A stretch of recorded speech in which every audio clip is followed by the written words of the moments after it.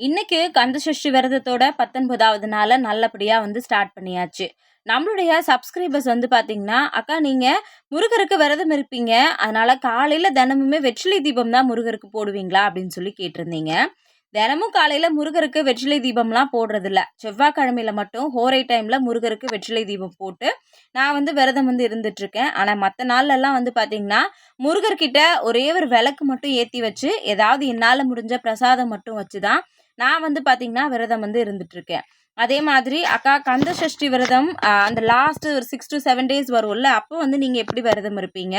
Full day சாப்பிடாம இருப்பீங்களா? அப்படின்னு சொல்லி கேட்டிருந்தீங்க. போன தடவ பார்த்தீங்கன்னா, காலையில, மதியம் 2 வேளையும் சாப்பிடாம இருந்து, சாயங்காலம் சாமிக்கு விளக்கெல்லாம் ஏத்தி முடிச்சுட்டு, அதுக்கப்புறம் தான் சாப்பிட்டேன். இந்த வருஷமும் ஏதாவது ஒரு வேளை, அப்படி இல்லன்னா 2 வேளை மட்டும் சாப்பிடாம இருந்து விரதம் இருக்கலாம் அப்படின்னு சொல்லி இருக்கேன். காலையில நல்லபடியா முருகருக்கு விளக்கேத்தி விரதத்த நல்லபடியா ஸ்டார்ட் பண்ணியாச்சு.